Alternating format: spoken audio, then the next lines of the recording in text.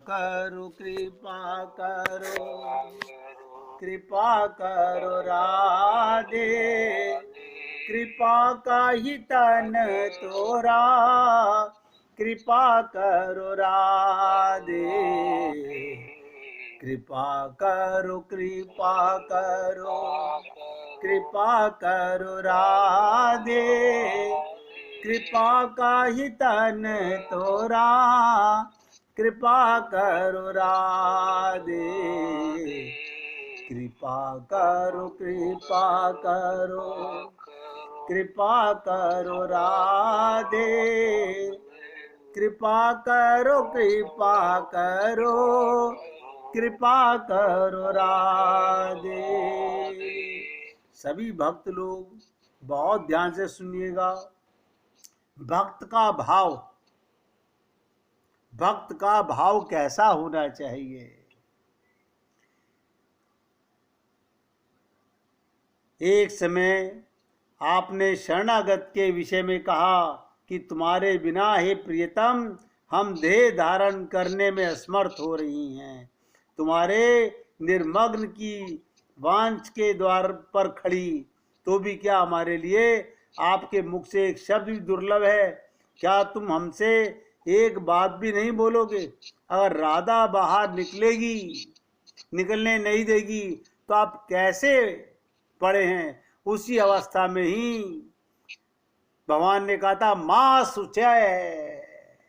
माँ सुचय का मतलब श्लोक याद आया हो अगर आपको, 18वें अध्याय के 66वें श्लोक में गीता में भगवान ने कहा था सर्वधर्माणि परित्यज्य मामेकं शरणं व्रज अहम त्वाम सर्व पापेभ्यो मा शुचय। चिंता मत करो। तो राधा जी कहती हैं कि एक बार मुख से बस इतना बोल दो कि चिंता मत करो, घबराओ नहीं। इतना भी क्या हम इस लायक भी नहीं है कि हम इतनी बात भी सुन सके। देखिएगा, बहुत ध्यान से सुनिएगा। संत महात्मा क्या कहते हैं? वो संबंध प्यारे होते हैं जहां हक ना हो और शक भी ना हो। जहां हक भी ना हो और कोई शक भी ना हो। प्रेम में अधिकार मांगा नहीं जाता। ध्यान दीजिएगा, प्रेम में अधिकार मांगा नहीं जाता। राधा जी अपने कान्हा जी के ऊपर कभी हक नहीं जिताया। अपने कान्हा जी को गोपियों का उपहार दे दिया। बताइए, है कोई संसार में ऐसा? अपने प्रीतम को राधा जी ने गोपियों को उपहार दे दिया। वो लीला अमृत में कहती हैं कि प्यारे, एक एक शब्द पे ध्यान देना, बार बार बोल रहा हूं। लीला अमृत में राधा जी कहती हैं हे प्यारे, तुम मेरी इन सहचरियों का श्रृंगार कर दो। बताइए, है कोई संसार में ऐसा प्रीतम?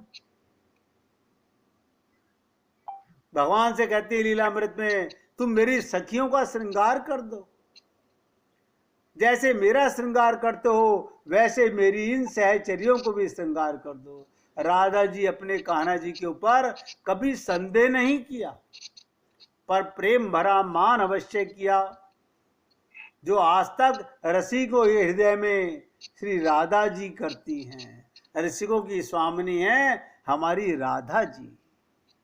कोई धन की देवी है, कोई शक्ति की देवी है, कोई विद्या की देवी है, कोई वेदों की देवी है और कोई पाप मोचनी देवी है। पर हमारी राधा रानी ये स्वामिनी जी प्रेम की देवी हैं, जिस पर अनंत कोटि ब्रह्मांड टिका हुआ है और जो पर ब्रह्म श्री कृष्ण स्वामिनी हैं। इसलिए कहते हैं प्रेम में ना अपना हो ना पराया हो, इसे प्रेम कहते हैं। प्रेम में यही नहीं सोचा जाता ये मेरे अपने हैं या पराए हैं। इन सब चिंतन से प्रेम दूर ही रहता है। जो अपना पराया देखता है प्रेम उसके सामने प्रकट नहीं होता। बस ऐसा समझिएगा, प्रेम बस प्रेम है और कुछ नहीं। यहां छंद, छल कपट का स्थान ही नहीं। कान्हा जी मेरे अपने हैं या पराए, ये सब गोपियों ने कभी चिंतन नहीं किया। हर गोपी कहती है मेरे कान्हा। उन्हें प्रेमास्पद मानकर प्रेम कर लिया, अपने प्राण का आधार बना लिया। प्रेम में ना कोई पास है ना कोई दूर है। प्रेम में प्रेमास्पद पास होते हुए भी दूर ही लगता है और दूर रहकर भी पास लगता है। प्रेम में प्रेमास्पद का स्मरण ही मुख्य हो जाता है। श्री कृष्ण जब मथुरा चले गए, फिर द्वारिका नगरी चले गए, गोपियों का जीवन ही श्री कृष्ण स्मरण मात्र रह गया। जब श्री कृष्ण शारीरिक दृष्टिकोण से उनसे बहुत दूर अवश्य थे, पर आत्मा के दृष्टिकोण से वो सबसे निकट थे। देखिएगा, प्रेम में ना कोई जात हो ना कोई जज्बात हो। प्रेम जात पात नहीं देखता, और ना स्त्री पुरुष देखता है, और ना पशु पक्षी देखता है, ना छोटा या बड़ा देखता है। वो बस हृदय देखता है। आप सोच के देखिएगा, विदुर जी और केवट की जाति क्या थी?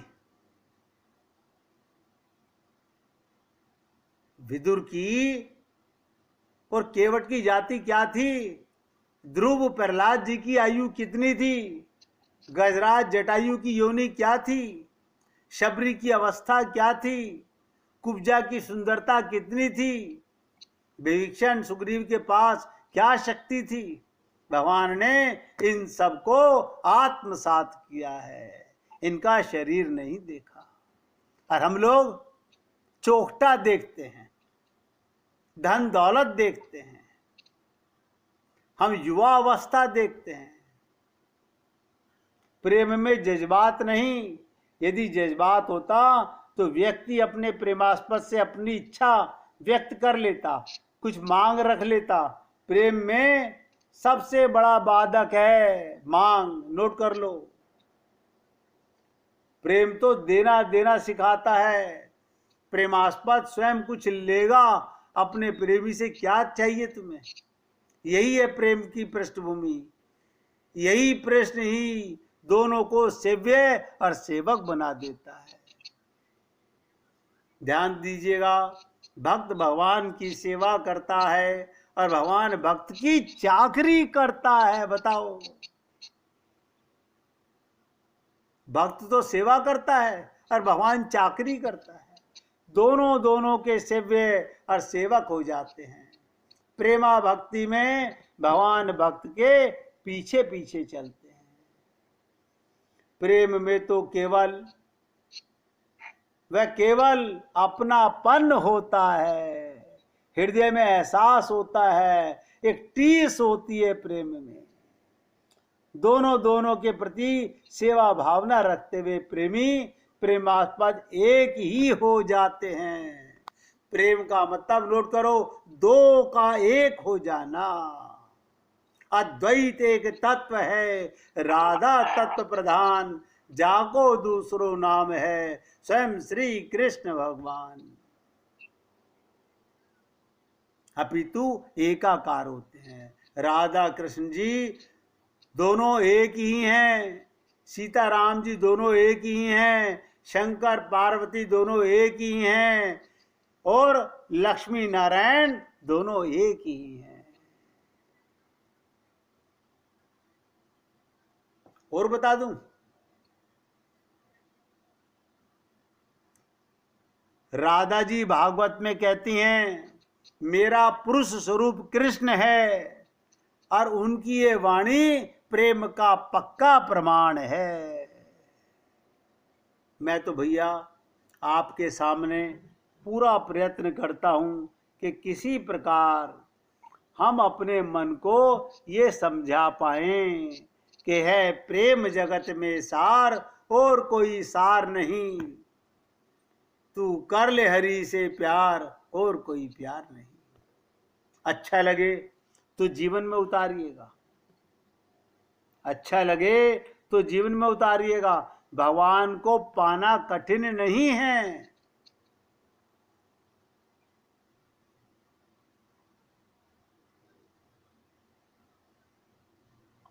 संत वाणी ध्यान से सुनिएगा, विचार करके देखो, जब तक भगवान नहीं मिल जाएं तब तक रोना बंद होना ही नहीं चाहिए। पर समझ की कमी है। पिंड छूटेगा तो रोने से ही छूटेगा, नोट कर लो, नहीं तो भारी दुर्गति होने वाली है। भगवान रोने से रीझते हैं। आप जो कहते हो ना, हमने 1.25 मनी का भोग लगा दिया, हमने 56 भोग का भोग लगा दिया, इससे भगवान नहीं रीझते। यदि ये मौका चला गया तो न जाने कितने जन्म बाद ये मनुष्य शरीर मिलेगा। मृत्यु का भरोसा नहीं, न मालूम कब आकर प्राप्त हो जाए। इसलिए परमेश्वर के आगे, हे प्रभु, हे दयालु, अब कोई भरोसा नहीं, इतना भारी महान दुख प्राप्त होने वाला है, प्रभु कृपा करो। इसलिए मैं आपसे निवेदन करता हूं, भगवत प्राप्ति के लिए कहते ना, भगवान को याद रखते हुए भी सारा काम करना चाहिए। इतनी सी राज की बात है कि ध्यान में रखना सदा, भगवान रहते साथ में।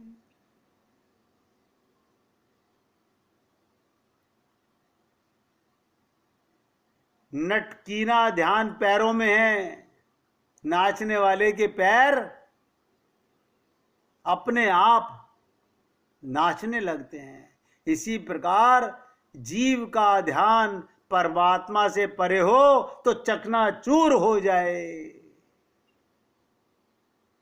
ये साधना का पथ है। अब लोग वाग अपने अपने मन को समझाने के लिए न जाने कैसे कैसे तरीके ढूंढते रहते हैं।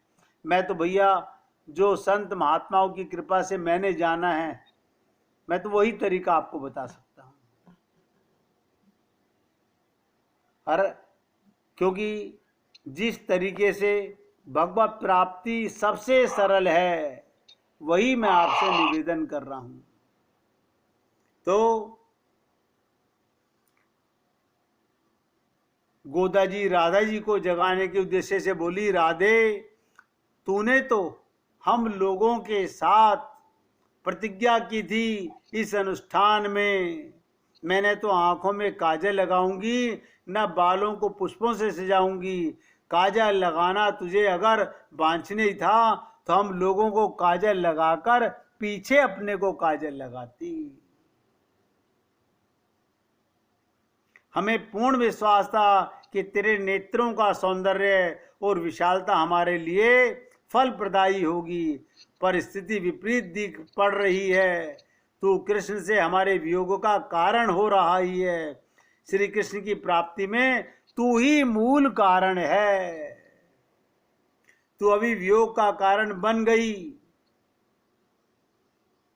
यद्यपि ध्यान दीजिएगा, भगवान श्री कृष्ण सब गोपियों के बल्लभ हैं, इसलिए उनको गोपी जन बल्लभ नाम भी है।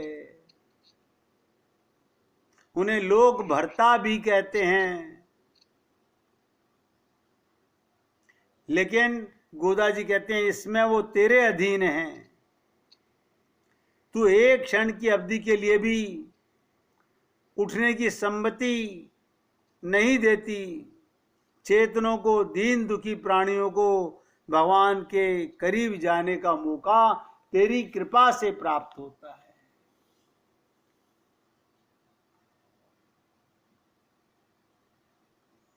तो कहने का तात्पर्य, कहते हैं, मैं सत्य तत्व की बात कर रही हूं, ये तुम्हारा स्वभाव नहीं, धर्म नहीं।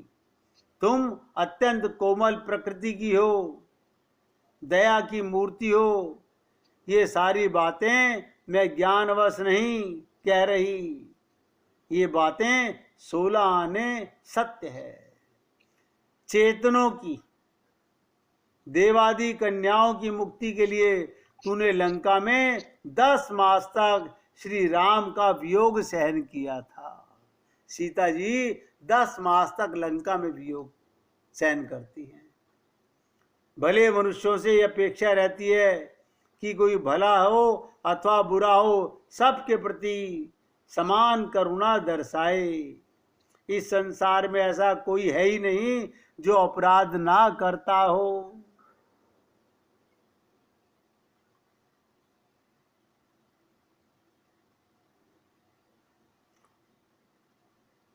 क्या ये वचन तुमने हनुमान जी से लंका में ना कहे थे? और राम के वचन मैं अपने 3 भ्राताओं को सौगंध लेता हूं कि पुत्र जन्म बांधव सहित रावण को बिना मारे मैं अयोध्या में प्रवेश नहीं करूंगा। ये राम ने अपने तीनों भाइयों की शपथ लेके कहा था। तो गोदा जी याद दिला रही है राधा रानी को कि तुम्हारे ये कार्य क्या भगवान श्री राम के वचन से विपरीत नहीं पड़ते, विलक्षण नहीं है?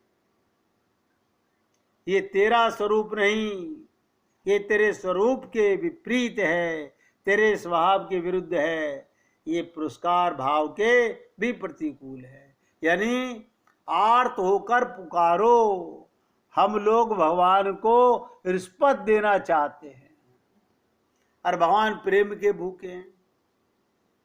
देखिएगा, जीव को 3 शक्तियां प्राप्त हैं। एक एक शब्द ध्यान दीजिएगा। करने की शक्ति,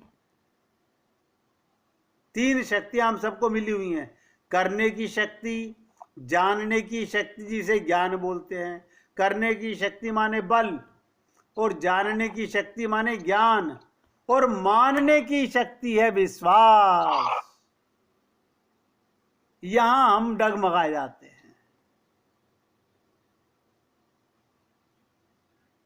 एक एक शब्द ध्यान देना। करने की शक्ति निस्वार्थ भाव से संसार की सेवा करने के लिए जो कर्म योग कहलाती है। भगवान ने कहा कर्म योग क्या है?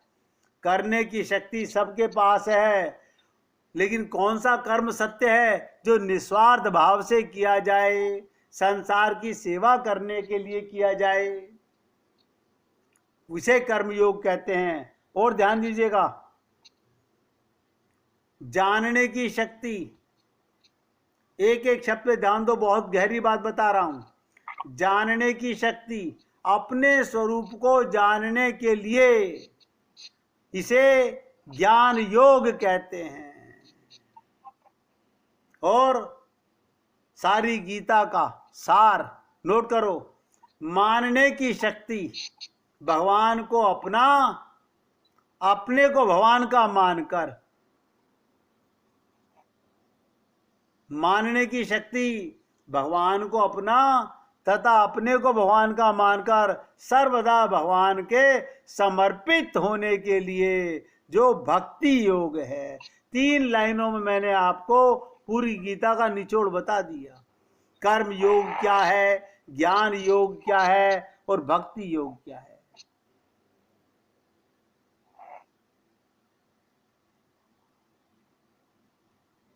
और इसीलिए आपसे कहते हैं परमात्मा की प्राप्ति के लिए सबसे बढ़िया औषधि, सबसे बढ़िया औषधि परमात्मा के नाम का जप और उनके स्वरूप का रूप ध्यान। जल्दी से जल्दी कल्याण करना हो तो एक क्षण भी परमात्मा का ध्यान नहीं छोड़ना चाहिए। निरंतर भगवान का जप ध्यान होने के लिए, विश्वास होने के लिए सुगम उपाय सत्संग या ईश्वर से रोकर प्रार्थना।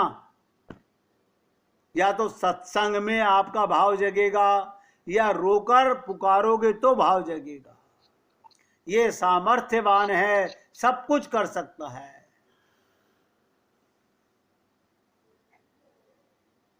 बार बार हृदय में किसी भी नाम से पुकारिए, कुछ ना ध्यान आए, नारायण हरि नारायण हरि नारायण हरि, पर पुकारते रहिए।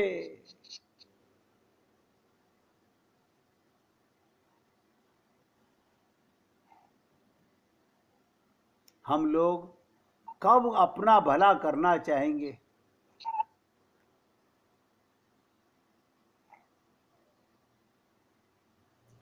अब लगे हाथ एक प्रश्न सुन लीजिए।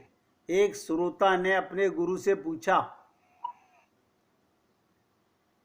कि एक स्त्री सत्संग में आने से पहले बीड़ी पी रही थी।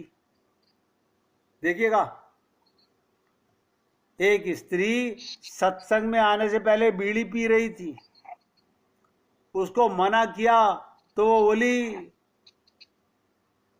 महाराज जी कहते हैं सब चीजों में भगवान है, तो बीड़ी में भी भगवान है। तो बीड़ी में भी भगवान है। तो उसने पूछा, महाराज जी ये आपकी इस बात को गलत तरीके से ले रही है।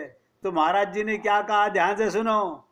ठीक बात है, मैंने ये भी कहा है कि नरकों में भी भगवान है। जब मैंने कहा सब में भगवान है तो नरक में भी भगवान है। बीड़ी पियोगे तो नरक भोगना पड़ेगा, नरक में भी भगवान है। वहां जूता पड़ेगा, जूते में भी भगवान है। मार पड़ेगी, मार में भी भगवान है। याद रखो, जो इस तरह भगवान का बहाना लेकर निषिद्ध काम करते हैं उनको औरों की अपेक्षा ज्यादा दंड मिलता है। इसलिए अपने मूर्ख मन को अपने तर्कों से नहीं समझाना चाहिए। निवेदन करना मेरा कार्य है, मानना ना मानना आप भक्तों का कार्य है। देखिएगा, आज भगवान का भजन, अब चांद मेहरा जी तो इस ग्रुप में है नहीं, वो तो फोन पे सुन रही हैं, उनकी आवाज हमें आएगी नहीं। हम आपके साथ गाते हैं, आप भी सुना दो। गुड्डी जी आ रही हैं सुना।